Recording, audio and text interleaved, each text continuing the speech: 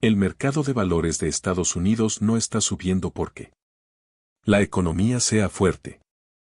Está subiendo porque el apalancamiento ha reemplazado a la realidad. Cada día, se apuestan más de 3.5 billones de dólares en movimientos de mercado a corto plazo, una cantidad equivalente al valor total de la economía de las pequeñas capitalizaciones de Estados Unidos. Negociada diariamente con convicción prestada. La deuda de margen ha superado los 1.2 billones de dólares, no de forma silenciosa, sino a un ritmo que solo se ha visto antes de colapsos históricos. Esto no es optimismo. Es presión.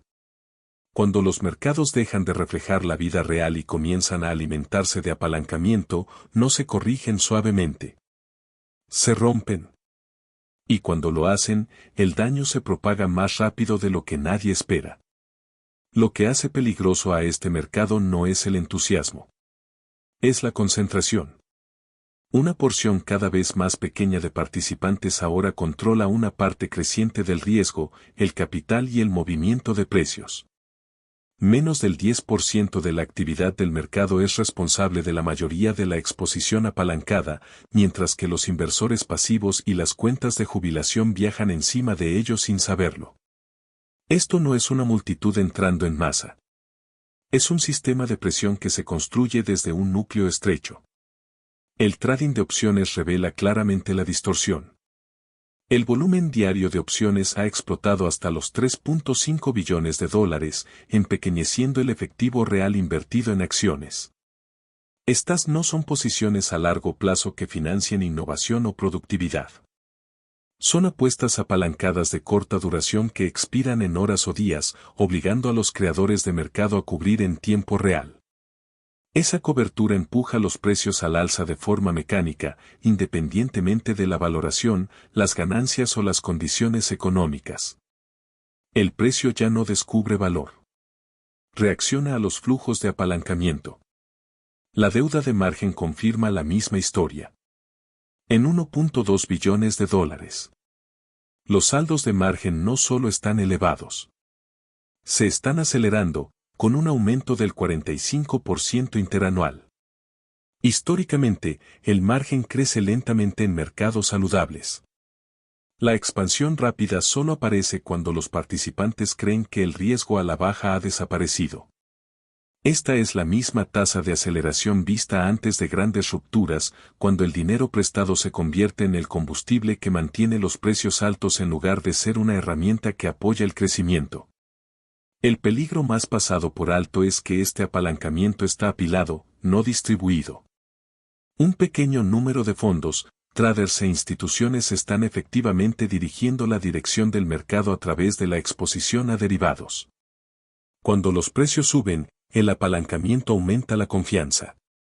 Cuando la volatilidad se dispara, ese mismo apalancamiento se convierte en un vendedor forzado. No hay amortiguador. La liquidez desaparece exactamente cuando más se necesita. Esto es por lo que la fortaleza del mercado hoy se siente antinatural.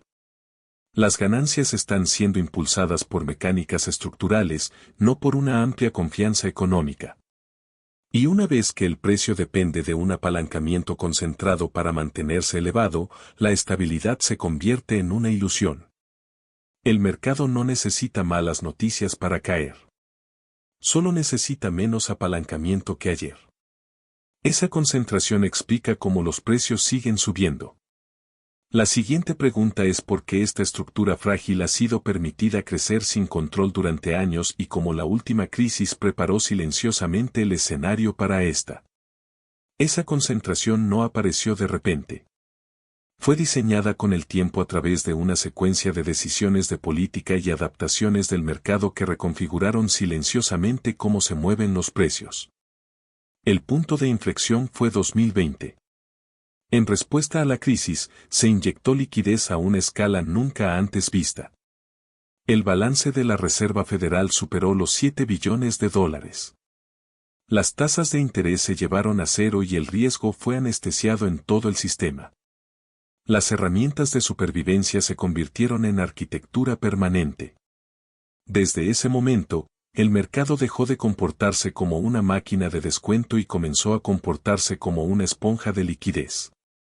El S&P 500 no se recuperó gradualmente. Se duplicó en una ventana históricamente comprimida. Ese aumento recalibró las expectativas. Los retornos que antes tomaban una década se normalizaron en 2 años. Los controles de riesgo se aflojaron no porque la gente se volviera imprudente, sino porque el sistema recompensaba la velocidad sobre la paciencia. Luego vino la segunda fase.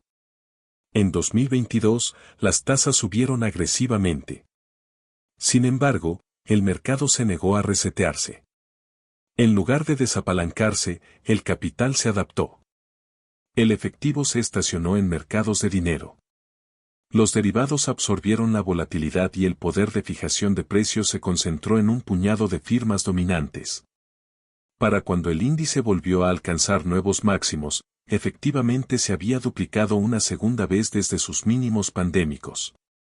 No porque las condiciones mejoraran para los hogares, sino porque el capital aprendió a operar dentro de una inestabilidad permanente. Aquí es donde la psicología se consolidó. Un tramo de 5 años de ganancias desproporcionadas condicionó a los inversores a tratar las caídas como interrupciones breves, no como advertencias. Las correcciones se convirtieron en oportunidades. La volatilidad se convirtió en una herramienta. Cada recuperación reforzó la misma creencia. La baja es temporal. La liquidez es eterna. Esa creencia no se formó de la noche a la mañana. Se endureció a través de la repetición. Lo que hace peligrosa esta línea de tiempo es que la duración reemplazó a la cautela. Cuanto más tiempo subieron los mercados bajo estrés, más asumieron los participantes que el estrés ya no importaba. El riesgo no fue eliminado, fue diferido. Y el riesgo diferido no desaparece. Se acumula. Para cuando los precios se desconectaron de los salarios, la productividad y los costos de vida, el mercado ya se había entrenado para ignorar esas señales por completo. Esto explica por qué la estructura actual se siente tan frágil y al mismo tiempo tan confiada. 5 años de capital en fusión alcista persiguiendo momentum sin cuestionar su fundamento. El sistema ahora asume la continuación por defecto. Pero la continuación depende de algo muy específico que permanezca intacto, una condición que siempre ha marcado la frontera entre rallies extendidos y reversiones abruptas. Ese melt-up de 5 años hizo más que inflar precios. Rompió el bucle de retroalimentación entre los mercados y la vida cotidiana. Históricamente, los largos mercados alcistas se reforzaban con una confianza creciente. Cuando los precios de los activos subían, los hogares se sentían seguros, el gasto aumentaba y el optimismo seguía. Esa relación ahora se ha roto por completo. En la última década, el S&P 500 hectáreas ha entregado un retorno de aproximadamente más 235%, colocándolo entre las corridas de 10 años más fuertes en la historia financiera moderna. Tramos comparables solo existen en momentos raros, finales de los 90, principios de los 60 y brevemente antes del colapso de 1929. En cada uno de esos periodos, la confianza del consumidor aumentó junto con los precios de los activos.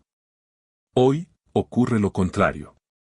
Las lecturas de sentimiento del consumidor de la Universidad de Michigan han caído a niveles consistentes con la crisis financiera de 2008 y el shock inflacionario de 1980, cuando la inflación superó el 15%. Los salarios reales permanecen comprimidos.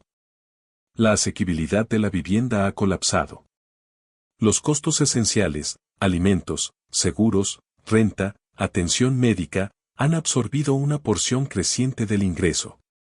Sin embargo, los mercados de renta variable siguen imprimiendo máximos históricos como si nada de esto existiera. Esto no es resiliencia. Es indiferencia. La anomalía es sin precedentes. Por primera vez, los mercados se expanden mientras los hogares retroceden. El consumo está tensionado, las tasas de ahorro son delgadas y la confianza en el futuro permanece cerca de mínimos de varias décadas.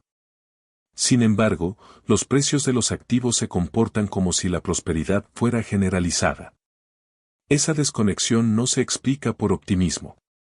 Se explica por el aislamiento del capital. Los mercados ya no están anclados a las condiciones económicas medianas. Están anclados al desempeño de un motor de ganancias estrecho. Esta división importa porque cambia cómo se acumula el riesgo. Cuando los mercados suben con un sentimiento fuerte, las correcciones están amortiguadas por la confianza. Cuando los mercados suben contra un sentimiento deteriorado, no hay amortiguador psicológico. En el momento en que los precios tambalean, no hay nada debajo para estabilizar las expectativas, ni creencia en la recuperación, ni fe en la asequibilidad, ni margen para la decepción. El resultado es un sistema equilibrado sobre abstracción. Los mercados están valorando crecimiento futuro mientras los hogares manejan estrés presente. Un lado proyecta aceleración, el otro experimenta compresión. Esa divergencia no puede corregirse lentamente. O se estrecha mediante mejoras en las condiciones reales, o se rompe cuando los mercados son forzados a reconocer límites que han sido entrenados para ignorar. Esta separación creciente explica por qué las advertencias suenan más fuertes y, sin embargo, el momentum de precios permanece intacto. También plantea una pregunta crítica: si los mercados ya no escuchan a los consumidores, ¿a qué están escuchando en su lugar? Esa pregunta lleva directamente a por qué las advertencias de inversores famosos tan a menudo fallan en importar. Los mercados no se mueven por autoridad. Se mueven por condiciones. En la última década, algunos de los nombres más respetados en finanzas han advertido repetidamente sobre riesgo excesivo, valoraciones estiradas y estructuras frágiles. Sin embargo, el mercado siguió subiendo. No porque esas advertencias fueran erróneas, sino porque eran tempranas. Y temprano es indistinguible de equivocado cuando la liquidez es abundante. Los datos explican por qué. Desde 2010, las acciones estadounidenses han experimentado múltiples retrocesos del 10 al 20%. Sin embargo, cada uno de ellos fue recibido con respuestas de política más rápidas, condiciones financieras más fáciles o renovados flujos de capital. Durante ese periodo, la Reserva Federal expandió su balance en billones de dólares. Los bancos centrales globales inyectaron aún más, y las tasas de interés pasaron la mayor parte de la década por debajo del 2%. En ese entorno, la cautela no tenía mecanismo de cumplimiento. El riesgo era castigado brevemente y luego recompensado agresivamente. Esto creó una interpretación peligrosa. Los inversores comenzaron a tratar las advertencias como ruido en lugar de señales. Cuando figuras conocidas expresaron preocupación en 2015, 2018, 2020 o 2022, la ausencia de colapso inmediato entrenó a los mercados para ignorarlas. Con el tiempo, el escepticismo hacia las advertencias se endureció en confianza de que el sistema mismo absorbería cualquier shock. No porque los fundamentales fueran fuertes, sino porque la intervención era confiable. Lo que se pasa por alto es que esas advertencias nunca pretendieron predecir el timón. Estaban describiendo fragilidad, no conteos regresivos.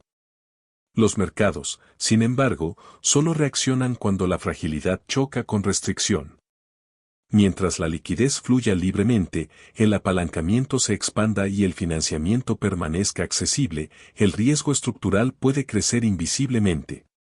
Por eso décadas de lenguaje cauteloso no detuvieron la subida de precios.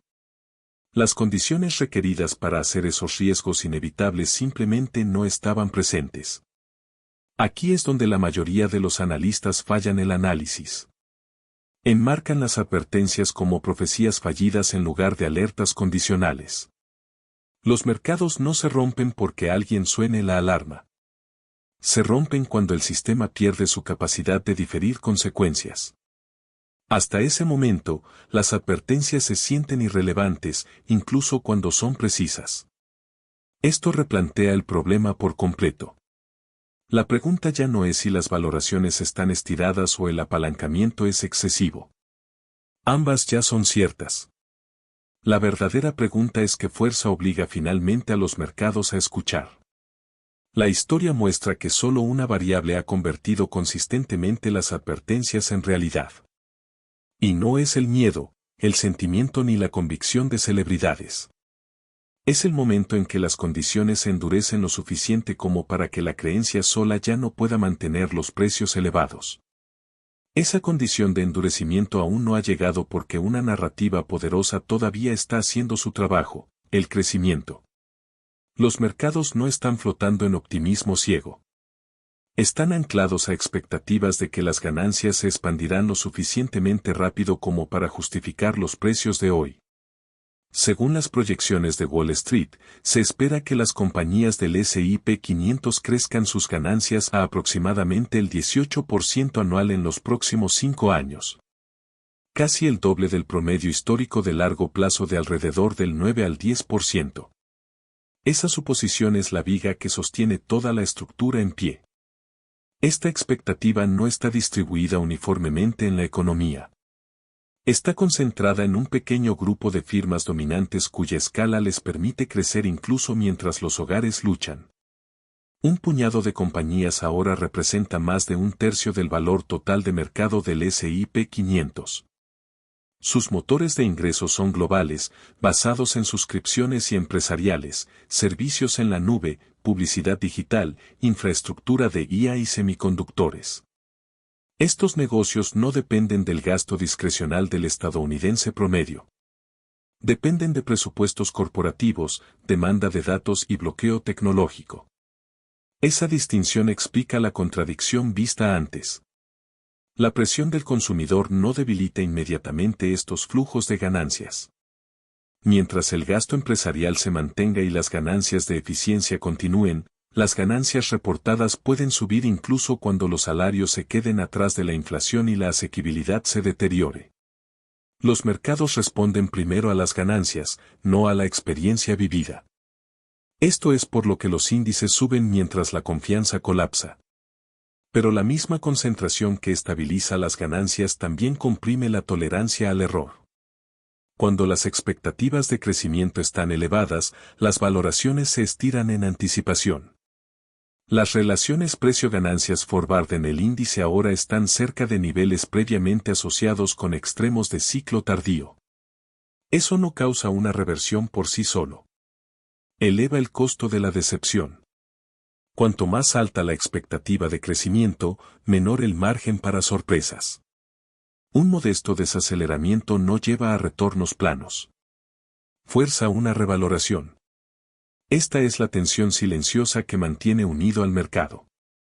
Las suposiciones de crecimiento justifican simultáneamente apalancamiento, valoraciones y confianza. Mientras esas suposiciones permanezcan intactas, las advertencias siguen siendo teóricas y los precios se mantienen bollantes. Pero a diferencia de las narrativas basadas en sentimiento, las narrativas de crecimiento dependen de insumos que pueden cambiar rápidamente, costos de capital, condiciones de financiamiento y suposiciones de demanda. Así que el sistema es estable, pero solo condicionalmente. El crecimiento de ganancias es el pegamento que une apalancamiento, valoración y creencia en una sola estructura. En el momento en que ese pegamento se debilite, todo lo que sostiene comienza a moverse a la vez. Eso nos lleva al punto de presión que los mercados no pueden evitar hablando, la valoración misma y por qué se convierte de soporte en vulnerabilidad en el momento en que las expectativas tambalean. Esa narrativa de crecimiento solo funciona porque las valoraciones están dispuestas a creerla sin dudar. Aquí es donde el riesgo pasa de abstracto a matemático. Los precios hoy no solo son altos. Están valorados para una casi perfección. Las valoraciones forward en el S&P 500 están rondando niveles vistos por última vez en el pico de la era de las .com. Incluso mientras las tasas de interés permanecen muy por encima del mundo de tasa cero que una vez justificó múltiplos extremos. Cuando los mercados valoran un 18% de crecimiento anual de ganancias, la valoración se convierte en una palanca, no en un amortiguador. Cada dólar de ganancia esperada en 5 años se trae agresivamente al precio de hoy. Eso crea sensibilidad. Una pequeña falla en las suposiciones de crecimiento no recorta el upside. Reescribe completamente la ecuación de valoración. En los múltiplos actuales, incluso una rebaja de 2 a 3 puntos porcentuales en las expectativas de ganancias a largo plazo puede borrar billones de dólares en capitalización de mercado sin un solo colapso de ganancias. Esto es por lo que las valoraciones no terminan los mercados alcistas por sí solas. Hacen que los mercados alcistas sean frágiles. Los múltiplos elevados amplifican tanto la confianza como la decepción. Cuando las expectativas suben más rápido que el crecimiento realizado, la estabilidad de precios depende de que la creencia continúe sin interrupciones. El mercado puede absorber titulares malos, datos débiles o ruido geopolítico. Pero no puede absorber un cambio sostenido en lo que los inversores creen que serán los flujos de efectivo futuros. Lo que afila este filo es el entorno de tasas. A diferencia de los extremos de valoración previos construidos sobre rendimientos cercanos a cero, la fijación de precios de hoy existe junto a una tasa libre de riesgo por encima del 4%. Eso significa que las acciones ya no compiten con nada. Compiten con efectivo, bonos y rendimientos reales que finalmente existen. Las valoraciones altas en un mundo de tasas altas no se rompen inmediatamente. Esperan la primera razón creíble para revalorar. Y la revaloración en este nivel no es suave. Cuando las expectativas cambian, el apalancamiento se deshace más rápido de lo que los fundamentales se deterioran.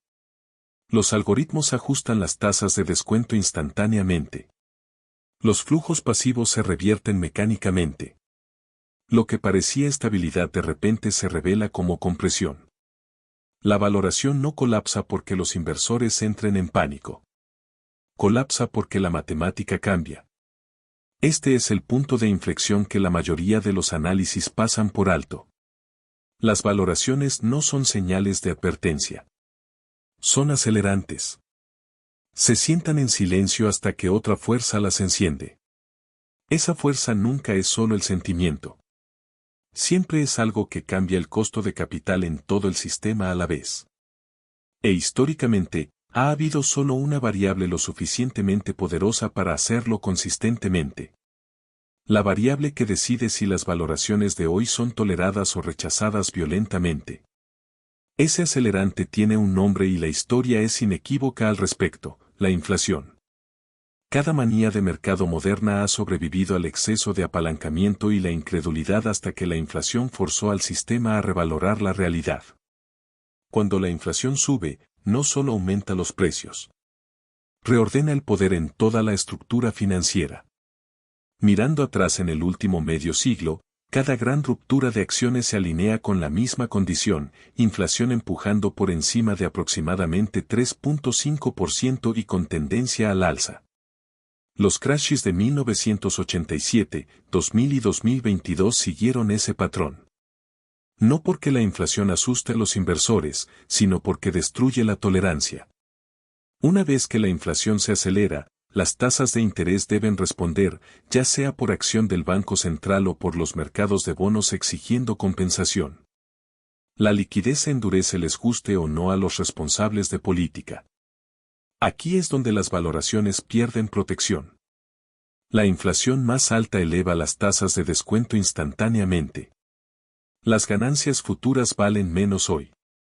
Las narrativas de crecimiento se debilitan no porque las compañías dejen de innovar, sino porque el capital se vuelve más caro. Cuando las tasas suben, el apalancamiento que antes amplificaba ganancias comienza a amplificar pérdidas. Los requisitos de margen suben. La volatilidad se dispara. La venta forzada aparece sin advertencia. La inflación es únicamente peligrosa porque es no negociable. El sentimiento puede manejarse. Los titulares pueden ignorarse. La liquidez puede extenderse. Pero la inflación no puede argumentarse. Se filtra en salarios, energía, alimentos, seguros y renta. Una vez incrustada, cambia el comportamiento de consumidores, corporaciones y prestamistas simultáneamente. Esa sincronización es lo que los mercados no pueden superar. Esto explica por qué las burbujas no terminan en silencio. Terminan cuando la inflación elimina la ilusión de control. El capital deja de asumir rescate. El riesgo deja de ser subsidiado. El mismo sistema que toleraba el exceso de repente impone disciplina de golpe. Y esta es la tensión definitoria del momento actual. El apalancamiento es extremo. Las valoraciones están estiradas. Las expectativas de crecimiento están elevadas. Sin embargo, la única fuerza que históricamente convierte esas condiciones en colapso no ha resurgido por completo. Esa ausencia es lo único que mantiene unida la estructura. Y explica por qué los precios permanecen confiados incluso mientras la presión se acumula debajo. Esa tensión explica la paradoja que define este momento. Las condiciones para el colapso son visibles, sin embargo el mercado sigue avanzando. La razón es simple e incómoda, el gatillón no ha disparado. La inflación, aunque elevada en años recientes, ha estado tendiendo a la baja, no al alza. Mientras esa trayectoria se mantenga, el sistema retiene suficiente flexibilidad para mantener los activos de riesgo a flote. La inflación headline se ha enfriado desde su pico, y más importante, las expectativas de inflación a largo plazo permanecen contenidas. Los mercados de bonos no están exigiendo primas de pánico. Los rendimientos reales, aunque positivos, son estables en lugar de acelerarse. Esa estabilidad importa porque los mercados no responden a niveles, responden a la dirección. Una inflación alta pero cayendo preserva opcionalidad. Una creciente la elimina. Este entorno permite que las condiciones financieras se aflojen incluso sin cambios dramáticos de política. La liquidez encuentra caminos indirectos. El capital rota en lugar de salir. El efectivo se sienta en fondos del mercado de dinero superando los 7 billones de dólares, ganando rendimiento mientras permanece desplegable ante la primera señal de oportunidad. Ese reservorio actúa como amortiguador de shocks, amortiguando la volatilidad y reforzando la creencia de que los retrocesos son temporales. Al mismo tiempo, los balances corporativos permanecen relativamente aislados. Las grandes firmas refinanciaron deuda a tasas bajas hace años, bloqueando costos de financiamiento que protegen las ganancias de la presión inmediata de tasas. Esto retrasa el bucle de retroalimentación económica que normalmente desafiaría las suposiciones de crecimiento.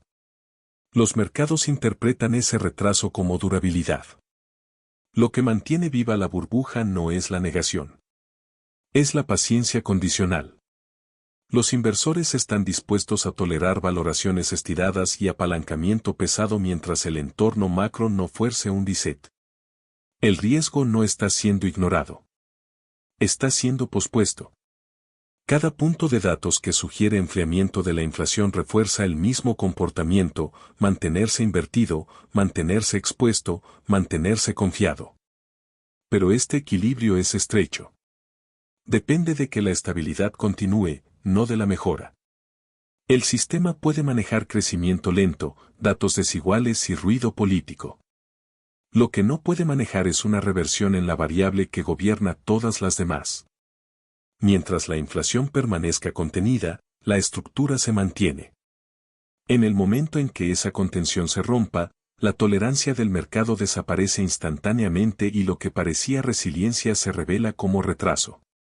Eso nos lleva a la fase más peligrosa de todas, la transición de estabilidad a inflexión, donde el riesgo no sube gradualmente, sino que salta. El verdadero peligro comienza antes de que la inflación explote. Comienza en el momento en que la dirección cambia. Los mercados no son frágiles porque la inflación sea alta o baja. Son frágiles porque la inflación gira. La historia lo muestra repetidamente. Los eventos de revaloración más violentos no ocurren en los picos de titulares de inflación, sino durante la fase de transición cuando la inflación cayendo se estanca, se estabiliza y luego comienza a subir de nuevo silenciosamente. Esa inflexión es donde la confianza se rompe. Cuando la inflación gira al alza, incluso ligeramente, resetea todo el marco de costo de capital. Los mercados de bonos reaccionan primero. Los rendimientos se mueven no porque el crecimiento colapse, sino porque la incertidumbre regresa, las tasas libres de riesgo se revalorizan. Los spreads de crédito se amplían y de repente cada dólar futuro de ganancias vale menos hoy. En las valoraciones actuales, esa matemática se vuelve implacable. Un modesto aumento en las expectativas de inflación puede forzar una revaloración de varios billones en acciones sin ninguna recesión de ganancias en absoluto. Aquí es donde el apalancamiento se vuelve letal. Las posiciones de margen que sobrevivieron la volatilidad en un entorno estable enfrentan costos de financiamiento crecientes. Las estrategias de opciones construidas sobre baja volatilidad fallan simultáneamente. Los flujos de cobertura revierten dirección. La liquidez no sale lentamente, desaparece. Los mismos mecanismos que empujan los precios al alza durante condiciones calmadas aceleran las caídas una vez que el estrés reingresa al sistema. No hay interruptor de apagado. Los algoritmos no negocian. Los modelos de riesgo no esperan claridad. Crucialmente, esto no es un evento impulsado por el consumidor. Para cuando los hogares sientan alivio o dolor, los mercados ya se han movido. La inflación girando al alza no necesita alcanzar niveles de crisis. Cruzar un umbral psicológico, ya sea 3.5%, 4%, o simplemente no cayendo más, es suficiente para forzar revaloración. En ese punto, las narrativas de crecimiento pierden credibilidad. No porque las compañías fallen de repente, sino porque la tasa de descuento cambia más rápido de lo que las expectativas pueden adaptarse. Esto es por lo que la estructura actual es más peligrosa de lo que parece. El apalancamiento es extremo. Las valoraciones están estiradas. Las suposiciones de ganancias son optimistas. Sin embargo, la estabilidad persiste porque la inflación ha sido cooperativa. El sistema está equilibrado sobre una sola variable permaneciendo benigna. Eso no es resiliencia. Es dependencia. Una vez que la inflación gira, el mercado no debate resultados. Los impone. Los flujos pasivos se revierten. La concentración se convierte en una responsabilidad en lugar de una fortaleza. Los activos que se asumían líquidos descubren que solo son líquidos en el camino hacia arriba.